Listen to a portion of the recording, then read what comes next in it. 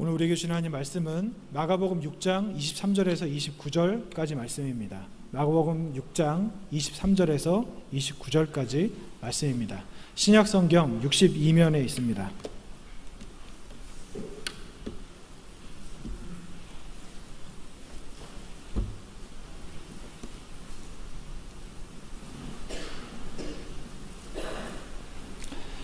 교독하겠습니다.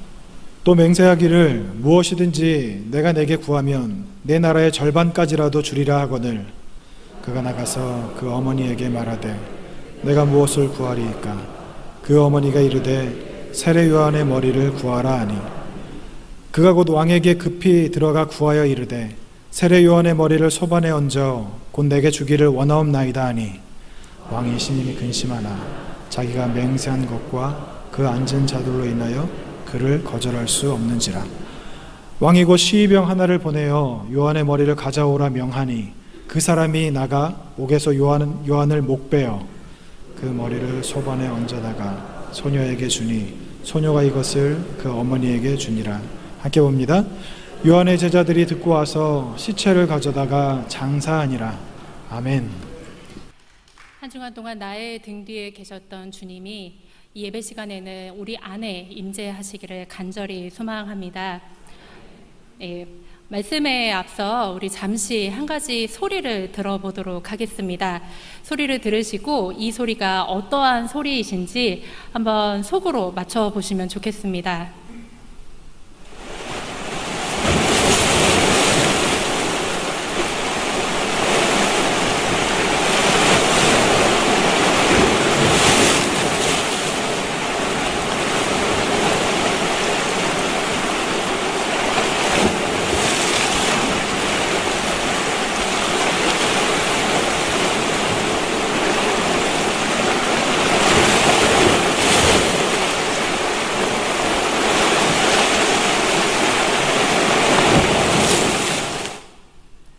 네, 무엇이 떠오르십니까? 네, 맞습니다. 이 소리는 바다의 파도 소리입니다. 제가 직접 가서 녹음을 못했는데 어떤 분께서 파도 소리를 저한테 하나 보내주셨습니다. 그래서 그 소리, 담임 목사님 아니시고요. 네, 네, 제가 아는 지인께서 보내주셨습니다. 탁 트인 드넓은 바다에는 정말로 푸르고 푸른 파도가 단 한순간도 쉬지 않고 부지런히 움직입니다. 바다가 수천 년을 푸르게 유지되는 이유를 혹시 생각해 보신 적이 있으십니까? 아마 많은 분들이 다 아시리라 생각을 합니다. 그런데 파도가 넘실넘실 항상 움직이는 이유는 여기에 하나님의 창조 섭리가 있습니다. 바로 파도가 칠 때 그 앞물결을 뒷물결이 와서 끊임없이 덮어주는 것입니다. 다시 말해서 앞물결이 뒷물결에게 자리를 내어주기 때문에 바다는 한순간도 고여있지 않고 썩지 않고 날마다 새롭게 유지가 됩니다. 이것에 대해서 정진규라는 시인이 계시는데 그분께서 밥시라는 시를 지으셨습니다. 그 시에서는 이 하나님의 신비한 자연의 섭리를 알려주는 바다를 보면서 인간의 존재 의미에 대해 이렇게 노래합니다. 제가 앞부분을 조금 더 길게 말씀을 드리고 우리가 스크린에 있는 시의 마지막 부분을 함께 보겠습니다. 바다도 몇천 년을 그렇게 지워지고 있을 것이다. 앞물결을 뒷물결이 싹 지워내고 또다시 뒷물결이 앞물결을 싹 지워내고 있을 것이다. 그래서 바다는 언제나 싱싱하게 다시 채워지고 있을 것이다. 지워지는 것은 이토록 아름답다. 분명하게 지울 줄 아는 사람만이 가장 분명하게 다시 태어난다. 사람아 누리려 하지 말라. 몇천 년을 또다시 지워지는 사람 되자. 싱싱한 바다를 만들자. 세상의 밥이 되자. 이 시와 같이 하나님께서 세상을 운영하시는 섭리는 참으로 신묘합니다. 파도의 앞물결이 내 자리야 여기는 더 이상 다른 사람은 올 수 없어 라고 이야기를 하면 그 즉시 그 바닷물은 고여서 썩게 됩니다. 세상이 썩는 거죠. 이렇게 내 뒤에 오는 것을 반가이 환영하고 내가 지워져야 할 때를 알 때, 기꺼이 내가 물러날 때 세상은 더없이 푸르고 생기와 생명이 이어지게 됩니다. 이것이 인간을 포함한 생명에게 하나님이 맨 처음 세상아 있으라 라고 말씀하실 때 만드신 삶의 이치입니다. 자기를 지울 줄 아는 사람이라야 바다를 만들 수 있고, 그리고 자기를 지울 줄 아는 존재여야만 세상을 어떻게 먹여 살릴 수 있는지를 알게 됩니다. 예수님께서 공생애 생활을 하실 때 자신을 따르려던 제자들에게 그리고 사람들에게 요구하셨던 것이 정말로 딱 한 가지가 있었습니다. 다른 부연 설명 없이 단 한 가지가 있었는데 그것은 자신을 죽이고 나를 따라오거라. 자기 부정입니다. 자신의 죽음입니다. 자기가 누구인지를 분명히 알지 못하여 나의 자아가 살아있는 한 예수님이라는 생명의 시작되신 분을 만날 수 없고 따를 수 없다는 뜻입니다. 우리가 오늘 읽은 성경 본문은 나는 죽고 예수로 사는 것에 모형이 되신 한 사람을 소개하고 있습니다. 그 사람은 바로 세례 요한입니다. 아마도 여기 계신 모든 분들께서 대부분의 분들이 세례 요한에 대해서 많이들 들어보셨을 것입니다. 세례 요한은 예수님보다 6개월 전에 먼저 태어나서 예수님의 길을 예비하던 사람이었다. 세례 요한은 광야에서 메뚜기와 석청을 먹으면서 주님의 길을 예비하던 사람이었다. 아마 이렇게들 다들 알고 계실 겁니다.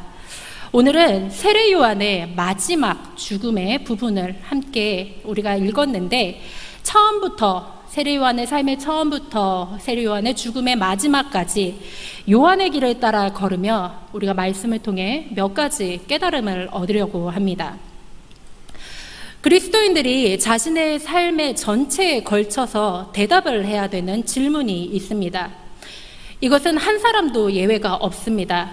모태신앙이든지 아니면 내가 예수를 만난 지 얼마 되지 않았던지 반드시 죽음 앞서 우리가 반드시 대답을 해야 합니다. 그 질문은 하나님 앞에서 나는 누구인가입니다. 세상의 많은 철학적, 심리학적 질문들의 그 마지막 목표는 나는 과연 누구인가? 나의 정체성은 무엇인가입니다. 그런데 그리스도인들은 이 질문 앞에 한 가지 문장 표현을 하나 더 붙여야 됩니다. 나는 하나님 앞에 어떠한 사람인가? 나는 하나님 앞에 어떠한 자이고 나는 누구로 살아야 하는가? 이 질문에 쉽게 대답할 수 있는 현대 크리스찬들은 많이 있지 않습니다. 왜냐하면 이 질문의 크기와 깊이가 너무도 크고 깊기 때문에 쉽사리 대답을 할 수도 없고 이 질문에 대한 답을 얻기까지는 자신의 신앙과 자기의 부정이 앞서 있어야 하기 때문입니다. 성경에 의하면 세례 요한은 자신이 누구인지를 가장 잘 알았던 사람 중 한 명입니다. 우리는 오늘 공간복음에 나온 몇 토막의 세례 요한의 이야기를 통해 그가 자신을 어떻게 이해하고 있는지, 하나님 앞에, 예수님 앞에 내가 누구인지를 어떻게 분명히 깨닫고 있는지를 알려고 합니다. 세례 요한은 하나님의 소리였습니다. 하나님은 그 소리를 참 좋아하셨습니다. 내가 세례 요한의 목소리가 좋았다 이렇게 말씀하지는 않으셨지만 예수님, 하늘에 계셨던 신이시던 예수님이 신격을 버리고 이 땅에 오셔서 공생애를 시작하실 때 세례 요한을 통해서 세례를 받고 시작하신 것을 보면 하나님은 세례 요한을 예수님 앞서 가장 좋아하는 사람을 보내셨다라고 생각해도 무방합니다. 왜 하나님께서는 세례 요한의 소리를 좋아하셨을까요? 왜 세례 요한의 소리만큼은 사랑하셨을까요? 첫째로 세례 요한은 하나님의 나라를 정확하게 사람들에게 선포했습니다. 마태복음 3장 1절에서 2절의 말씀을 보면 그때 세례 요한이 이르러 유대 광야에서 전파하여 말하되 회개하라 천국이 가까웠느니라 하였으니 라고 말씀을 하십니다. 세례 요한의 소리는 군더더기가 없었습니다. 세례 요한이 전하는 복음은 어떠한 미사오고도 없고 자신을 설명하거나 자신을 변명하는 이야기가 없었습니다. 복음을 그야말로 아주 순수하게 복음의 정수만을 전했던 사람입니다. 세례 요한은 성경책 공관복음을 보면은 단 한 문장으로 자신의 선포와 자신의 선교 사역을 이야기합니다. 회개하라. 그리고 그 회개함을 통하여 죄사함을 받고 너희들 하나님이 너희 앞에 곧 오실 거라는 것을 깨달아라. 천국이 가까웠느니라. 이 한 문장을 가지고 온 이스라엘에, 온 유대 땅에 사람들을 불러 모았습니다. 하나님께서는 세례 요한을 사랑하신 또 이유가 있습니다. 순식간에 많은 사람들이 세례 요한의 그 한 문장을 듣고 구름대처럼 몰려들었습니다. 그 당시 여러 고적과 그 다음에 책들을 통해서 사료를 통해서 살펴보면 세례 요한 외에도 수많은 사람들이 예언의 말씀을 가지고 하나님을 설명하고 광야에서 하나님을 전파하려는 사람이 많았습니다. 하지만 그 사람들을 다 제쳐두고 세례 요한이 성경에 기록되었고 하나님의 말씀을 선포하는 사람이다 기록이 되어 있습니다. 낙타털 옷을 입고 메뚜기와 석청을 먹는 그 투박함이 사람들에게는 아무런 거리낌이 없어지고 가장 만나고 가장 듣고 싶어하는 선지자, 세례자가 되었습니다. 그러나 세례 요한은 사람들이 몰려드는 것을 가지고 그냥 넘어가지 않았습니다. 세례 요한은 그 구름대처럼 몰려드는 사람들 사이에서 사람들을 선별하여서 바리새인들과 사두개인들을 향하여 따로 이야기를 합니다. 그 사람들을 향하여 독사의 자식들아 너희에게 임박할 진노를 너는 왜 보지 못하느냐라고 이야기를 합니다.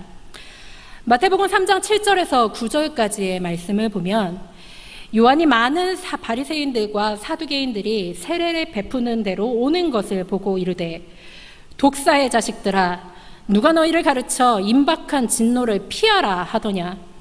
그러므로 회개에 합당한 열매를 맺고 속으로 아브라함이 우리 조상이라고 생각하지 말라. 내가 너희에게 이르노니 하나님이 능히 이 돌들로도 아브라함의 자손이 되게 하시리라. 신분이나 명성에 따라 세례 요한은 사람들을 가리지 않았습니다.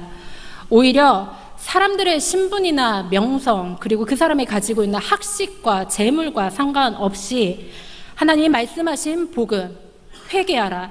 너희 지금까지 지은 죄를 하나님 앞에 내려놓지 않으면 너희 곧 임박할 진노를 피하지 못하리라.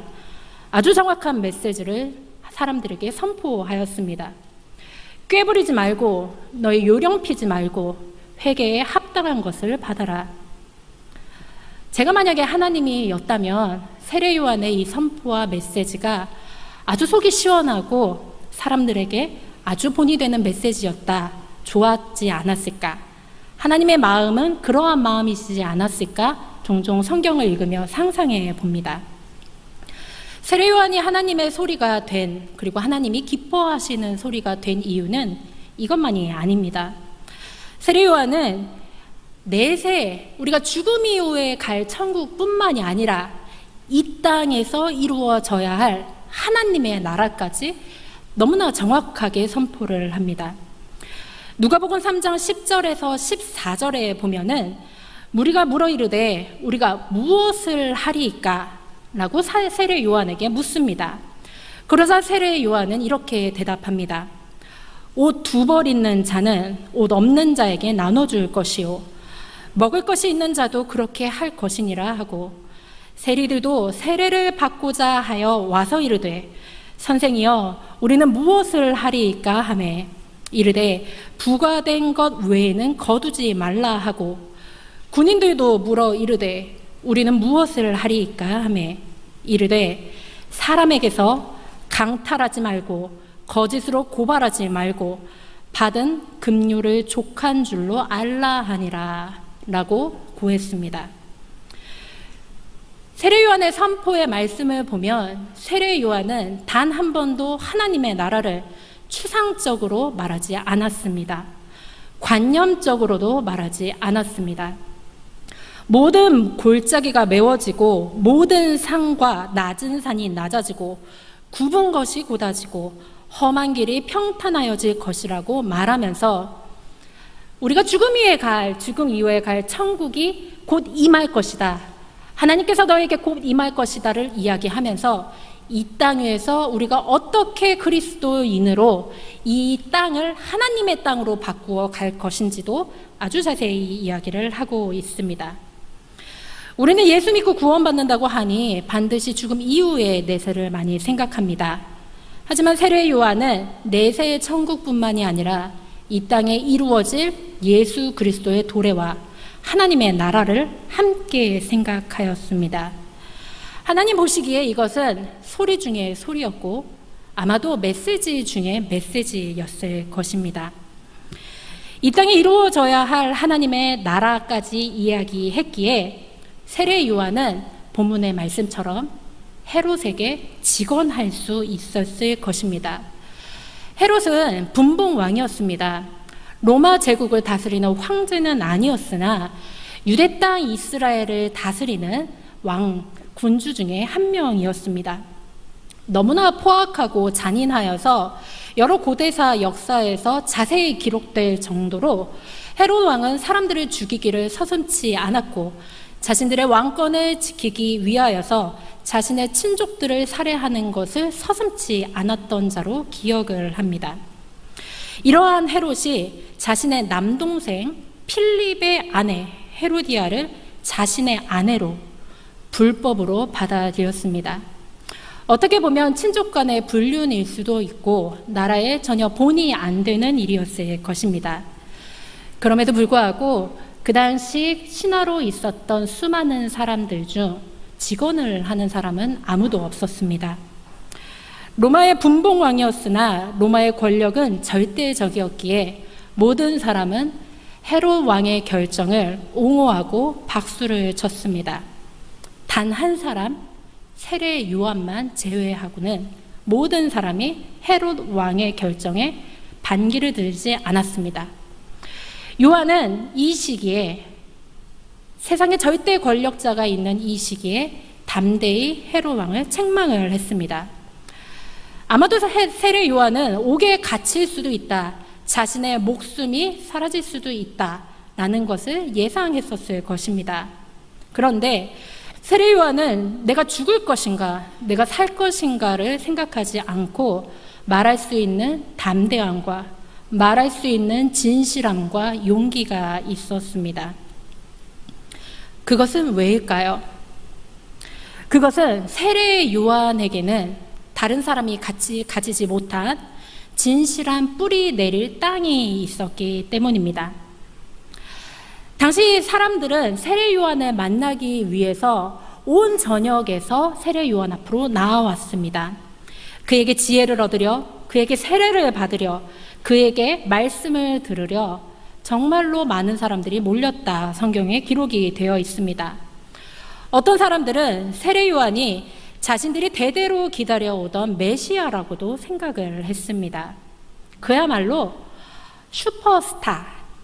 일부 예배 시간에는 세례 요한을 가지고 이 시대에 BTS 같다고 아이들이 이야기를 했을 정도로 성경에는 루키, 슈퍼스타였을 것입니다. 그렇기에 사람들은 세례 요한에게 당신이 그 메시아입니까? 라고 무던히도 질문을 했습니다. 사람들에게 명성이 있었고 사람들에게 당신이 메시아이요? 라는 질문을 받았던 세례 요한은 아마도 성경의 관점에서, 신앙의 관점에서 사탄에게 넘어가기 참 좋은 상태였을지도 모릅니다. 사람들이 칭송하고 당신이 메시아입니다 라고 이야기를 할 때 아마도 세례 요한이 사람이기 때문에 사탄이 너만 인정하면 네가 이 땅의 메시아가 될 수 있을 것이다 라고 속삭였을 것입니다. 사탄이 인간을 유혹할 때 가장 많이 사용하는 것이 너만 인정을 하면 너는 하나님과 같이 신과 같은 자가 되리라 라는 유혹입니다. 그렇기 때문에 아담과 하와에게 했듯이, 욥에게 했듯이, 심지어 예수님에게 했듯이 사탄은 세례 요한에게도 유혹의 손길을 보냈을 것입니다. 그런데 세례 요한은 사탄이 비집고 들어갈 마음의 틈이 전혀 없었습니다. 오히려 공관복음에는 세례 요한이 나는 그리스도가 아닙니다. 나는 메시아가 아닙니다. 라고 끝없이 선포했음을 알 수 있습니다. 이럴 때 세례 요한이 사탄으로 인하여 교만하지 않고 하나님 자리에 앉지 않았던 이유는 자신이 누구인지를 정확히 알았기 때문입니다. 세례 요한은 자신의 정체성을, 하나님이 자신을 이 땅에 보내신 소명을 확실히 알았습니다. 사람들이 질문을 했습니다. 당신이 누구입니까? 그러자 요한복음 1장 23절에 세례 요한은 나는 선지자 이사야의 말과 같이 주의 길을 곧게 하라고 광야에서 외치는 자의 소리로라 하리라 라고 이야기를 합니다. 소리는 머무는 자가 아닙니다. 한번 울리면 울림을 주고 사라집니다. 우리 영주교회 본당은 찬양하기에 가장 좋은 장소로 손꼽히는 본당 중에 하나입니다. 우리가 찬양할 때 이 본당의 천장을 향하여 소리가 울립니다. 하지만 이 소리가 예배 시간까지 머물지는 않습니다. 세례 요한은 자신을 사라지고 지워지는 존재라 명명합니다. 철저하게 중심에 자신을 두지 않고 주의 길을 예비하는 자라고 이야기를 합니다. 그렇기에 세례 요한은 자신이 하나님께 받은 소명을 충실히 이해했던 사람으로 여겨집니다. 많은 이들이 메시지보다 메신저에 주목하는 현 시대를 살고 있습니다. 세상 속에서도 전해지는 내용보다 전하는 사람의 인기가 많아야 그 전하는 내용이 가치가 있어 보입니다. 심지어 신앙생활에서도 우리는 정작 중요한 메시지보다 메신저를 따를 때가 많습니다. 메시지를 전달하는 자가 중요한 게 아니라 메시지가 중요하다는 것을 세례 요한은 너무나 잘 알고 있었습니다.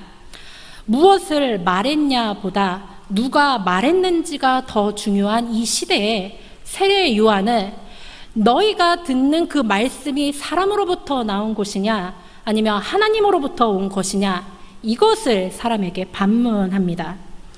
세례 요한은 광야에 외치는 자도 아니고 외치는 자의 소리다. 자신의 위치를 정확하게 알았습니다. 사람들뿐만 아니라 제자들까지 세례 요한에게 와서 질문을 하였습니다. 도대체 당신은 누구십니까? 사람들이 이제 막 예수라는 사람에게만 세례를 받고 말씀을 들으러 갑니다. 시기 어린 제자들이 세례 요한에게 고자질하였습니다.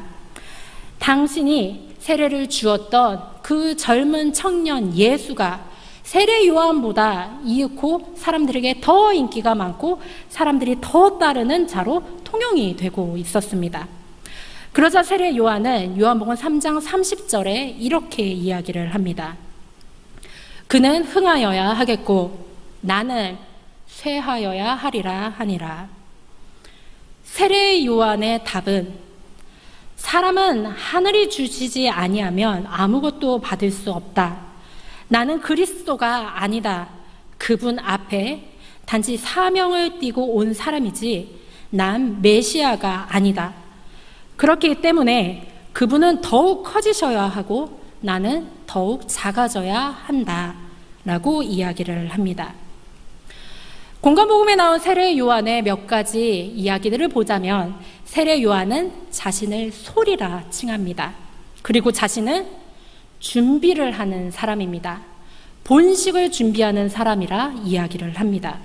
그리고 사도 요한은 그의 한평생 동안 첫째 가는, 으뜸 가는, 1등인이라는 수식어가 붙지를 않았습니다. 그는 2등, 뒤에 있는 사람, 서포트하는 사람, 한평생 중심에 있지 못한 사람으로 사람들의 관점에서 보여졌습니다. 내 인생의 성장과 번영에 초점을 두고 내가 하나님 앞에 홀로 고독해지고 내가 자기를 부인함으로 온전히 성령의 통치를 받는 것, 이것이 세례 요한이 하나님 앞에 받은 삶인데 사람들의 눈에는 그러지 못하였습니다. 사람들의 눈에는 세례 요한이 완벽하거나 완전하거나 첫 번째의 모습은 아니었으나 사도 요한은 자신의 부인, 자기의 부정을 통하여서 완벽한 예수님의 준비자의 모형이 되었고 이것이 예수의 길을 예비하는 주의 종의 모습으로 성경에 기록이 되어 있습니다. 세례 요한이 두 번째여서 그가 보잘것없는 자입니까? 아닙니다. 예수님께서는 그를 여자가 낳은 자 중에 요한보다 큰 자가 없도다 라고 말씀을 하셨습니다. 이러한 세례 요한의 자기 부인은 어떻게 가능해졌을까요? 한자어에 보면 본말 전도라는 말이 있습니다. 본말은 뿌리 본, 끝말자를 써서 본말입니다. 이것은 한자어에 나무 목자에 위에 획을 긋느냐 아래에 획을 긋느냐 이것으로 뿌리가 되는 자, 끝이 되고 잎이 보이는 자로 결정이 된다고 합니다. 뿌리가 내 눈에 보이면, 만약에 사람의 눈에 보이면 그 식물은, 그 나무는 바로 죽습니다. 왜냐하면 그 뿌리는 굵고 깊게 땅에 박혀 있어야 하기 때문입니다. 다시 말하자면은 뿌리가 땅에 박혀 있지 않으면 잎이나 열매가 아무리 맺혀 있어도 그것이 오래 가지 못합니다. 잎이나 열매가 한 해 수확이 안 됐다 하더라도 뿌리만 튼튼히 뻗어 있으면 그 나무는 100년, 200년을 견디는 나무가 됩니다. 세례 요한의 자기 정체성은 예수님께 그 뿌리가 박혀 있었습니다. 예수께 깊이 박혀 있었기에 그는 자신이 감옥에 있거나 매를 맞거나 인기가 사그라져도 상관이 없었습니다. 그의 방향이 자신에게 향해 있는 것이 아니라 예수께 향해 있고 자신이 비워지고 그 안에 하나님의 영이 가득 차고 예수의 영이 가득 차면 그것으로 나의 소명은 족하다라고 생각했기 때문입니다. 성경에는 2인자가 많이 등장합니다. 구약 성경에 나오는 첫 번째 2인자는 다윗과 요나단의 요나단입니다. 요나단은 이스라엘의 1대 왕 사울의 아들이었음에도 불구하고 하나님이 왕으로 세우신 자는 다윗임을 깨달았기 때문에 그는 자신의 위치에 기쁨을 안고 다윗을 세우는 것에 좋게 했습니다. 두 번째는 사도 바울과 바나바의 바나바입니다. 바나바는 성경에는 사도 바울의 동역자로 기록이 되어 있으나 후대에 가서는 사도 바울을 동역하는 작은 자로 소개가 됩니다. 세 번째는 예수님과 세례 요한의 요한입니다. 예수님보다 더 앞서 있었던 자이나 그는 자신의 삶에 만족합니다. 그리고 성경에 나와 있는 2인자 중에 가장 큰 이름을 가진 자는 자신을 남보다 낮게 여기는 최고봉 예수님이십니다. 예수님은 자신의 신격과 자신의 생명보다 인간의 그것이 더 우선이셨습니다. 그 증거가 자신의 생명과 자신의 신격을 다 버리면서까지도 인간의 죄를 내가 가져오고 나의 생명을 너희에게 주리라. 인류의 예수님이셨기 때문에 가능한 일이었습니다. 예수님은 자신보다 자신이 창조한 인간이 먼저이셨던 분이십니다. 빌립보서 1장 18절에 보면은 사도 바울은 이러한 예수님에 의하여 자신의 정체성을 확립하였기 때문에 거칠애로 하나 참으로 하나 무슨 방도로 하든지 전파되는 것은 그리스도니 이로써 나는 기뻐하고 또한 기뻐하리라 라고 고백을 합니다. 세례 요한의 정체성, 하나님 앞에 나는 누구인가 라는 답을 세례 요한은 삶을 통해 하였습니다. 어떻게 전하듯 어떠한 위치에 있던지 간에 예수만 전해지면, 예수의 길만 내가 곧게 피면, 예수님만 내가 준비할 수 있으면 나는 기꺼이 비워지고 기꺼이 지워지는 사람이 되리라. 이것은 세례 요한의 고백이지만 비단 세례 요한의 고백뿐만은 아닙니다. 이것은 하나님이 세상을 만드실 때의 창조 섭리이고 인간의 삶의 이치이고 그리스도인의 본질입니다. 우리가 예수를 주님이라 부릅니다. 주님이라 부르는 것은 내가 당신의 종입니다 라는 뜻을 가지고 있습니다. 현 시대에 하나님을 섬기고 예수 그리스도를 따르고 있는 우리들은 스스로에게 자문해야 됩니다. 나는 하나님 앞에 어떠한 존재인가? 나는 하나님 앞에 정말로 종의 모습을 가지고 있는가? 정말로 세례 요한처럼 자아의 죽음을 선택하고 나를 희생하여서 예수님의 재림을 기다리고 있는가?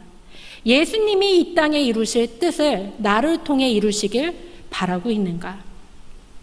자아가 죽은 세례 요한에 대해 예수님은 가치 없는 자, 두 번째인 사람이라 칭하지 아니하시고 마태복음 11장 11절에 이렇게 말씀을 하십니다.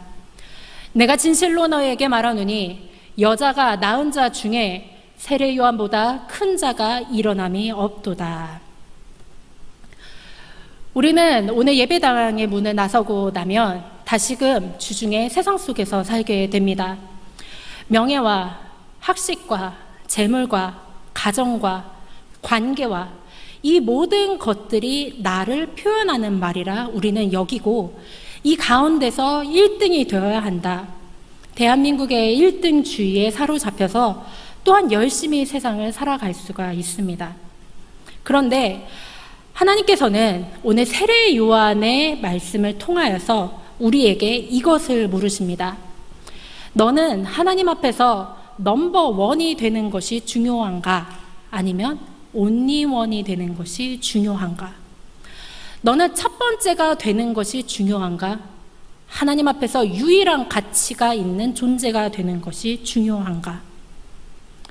하나님 앞에 넘버원이 되는 자는 아무도 없습니다. 오직 하나님께서는 1등, 2등을 가르치는 분이 아니시라 유일한 자, 내 앞에서 이것을 할 유일한 사역을 가진 자, 그리스도인을 온리원으로 칭하십니다. 세례 요한과 같이 하나님 앞에 내가 누구인지를 깨닫고 세상의 넘버원이 되는 자가 아니라 하나님 앞에 온리원, 유일한 자가 되는 그리스도인이 되어야 합니다. 이것이 세례 요한의 처음 시작과 세례 요한의 마지막 죽음의 모습이었고, 이것은 곧 그리스도인들의 모형이 되어 그리스도인들이 따라갈 길이 됩니다. 오늘 평안과 안정에 거하는 삶을 살고 있습니까? 하나님께서 주신 축복 가운데, 은혜 가운데 이렇게까지 평탄할 수 없는 삶이 나에게 임하였구나, 이것을 기뻐하고 있습니까? 그렇다면 이 은혜를 감사히 받고 하나님의 질문을 되새겨 보아야 합니다. 이 평안함 가운데, 이 은혜 가운데 하나님 앞에서 나는 누구인가? 여전히 내 삶 속에서 나는 인간적인 교만을 내려놓고 언제라도 지워져도 괜찮은 자, 예수 그리스도의 마중물이 될 준비가 되어 있는가? 오늘 내가 세상에서 초라할 수 있습니다.